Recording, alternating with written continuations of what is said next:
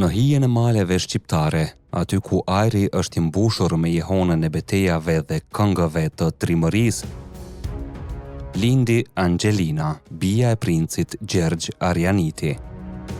Ajo nuk ishte një vajzë e zakonshme, por pasardhëse e një prej familjeve më të lavdishme arbërore, një familje që nuk ju përkul kur sultanit. Para se të vazhdojmë, ju ftojmë që ta pëlqeni këtë video dhe të abonoheni në kanalin tonë në YouTube për më shumë histori të tilla interesante. Gjergj Arjaniti ishte një burr i madh, një princ arbëror që për 2 dekada u përball me furinë osmane, një bashkëluftëtar i Skënderbeut, vjehri i tij, dhe një njeri që nuk njihte frikë. Dhe në oborin e tij, mes kalorësve dhe këngëve të trimërisë, rritej Angelina me gjak shqiptari dhe zemër luftëtareje. Ajo ishte bija e një princi shqiptar, si dhe princeshës Maria Muzaka, që ishte bija e despotit Andrea II Muzaka. Por fati i saj nuk ishte të mbante shpatën në fushbetej. Jo, ajo kishte një tjetër mision, një mision që do ta bënte të pavdekshme. Ndërsa arbëria digjej nga luftrat, një martesë u përgatit. Angelina, bija e Arjanitit, u martua me Stefan Brankovićin, një princ serb i vërbuar nga intrigat e pallatit. Nuk ishte një martesë e zakonshme, ishte një aleancë mes gjakut shqiptar dhe dinastive serbe, një përpjekje për të mbrojtur atë çka kishte mbetur nga trashëgimia e tyre përballë 2 perandorive të mëdha, osmane dhe hungareze. Ata u takuan kur Stefani erdhi në Shqipërinë e Veriut për të vizituar Skënderbeun, i cili ishte i martuar me motrën e madhe të Angelinës, Donika Arjaniti, dhe lidhja me Stefanit dhe Angelinës u kurorëzua me martesë në vitin 1461.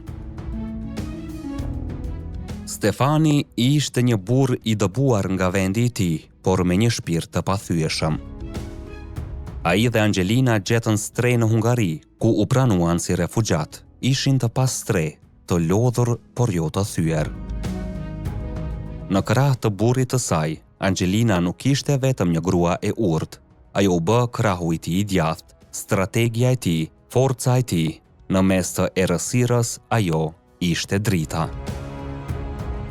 Por fati ishte i pamëshirshëm. Pas disa vitesh, në vitin 1476, Stefani vdiq, duke e lënë Angelinën të ve me 2 djem të mitur, Gjergjin, të cilin e kishte emëruar në nder të babait të saj, si dhe Skënderbeut, dhe Jovanin apo Gjonin, si dhe me vajzën e vogël Marian, të cilën e kishte emëruar në nder të nënës së saj.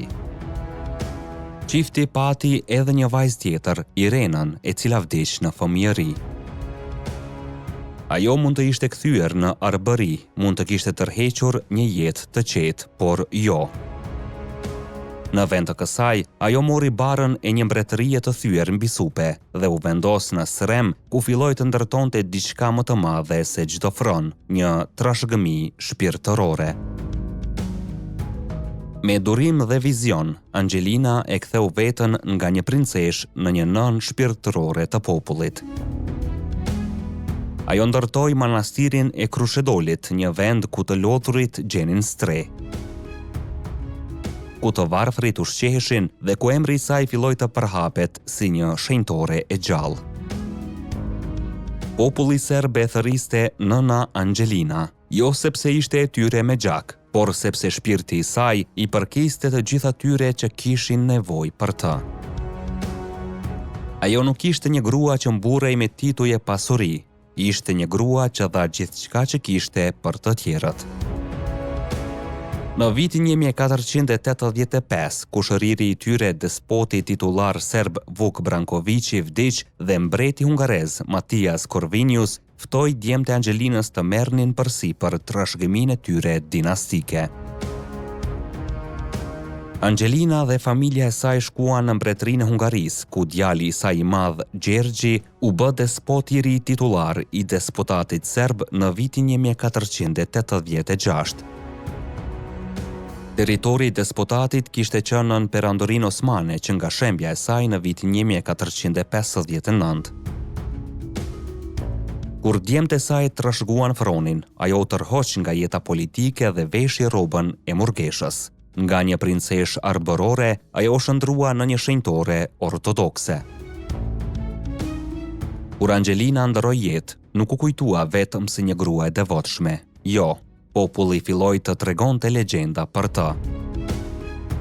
Emri i saj u shndrua në mit dhe si shenjë e pavdekësisë, Kisha ortodokse serbe e shpalli Shën Angelina e Serbisë, duke vendosur në radhën e shenjtorëve të mëdhenj. Por historia e saj nuk ishte thjesht serbe. Ajo ishte bija e një princi shqiptar, Kunata e Skënderbeut, një grua me gjak arbëror që i dha botës më shumë se sa një perandori apo një fron. Ajo vdiq në fillim të shekullit të 16. Ishte një shqiponjë shqiptare që u bë shenjtore. Ajo nderohet si shenjtore nga Kisha ortodokse lindore, duke u përkujtuar me ditë feste me 1 korrik dhe 30 korrik, gjithashtu duke u përkujtuar me 10 dhjetor së bashku me të shoqin Shën Stefanin dhe djalin e saj Shën Gjonin. Historia e Angelina Arianitit, princeshës shqiptare që sot nderohet si shenjtore në Kishën ortodokse serbe, mbetet një tregim i ndërlikuar mes identitetit, fesë dhe politikës. Ajo ishte bija e një familjeje fisnike shqiptare dhe bashkëshortja e princit serb Stefan Branković. Ndonse me prejardhje shqiptare, sot emri i saj kujtohet kryesisht në traditën serbe.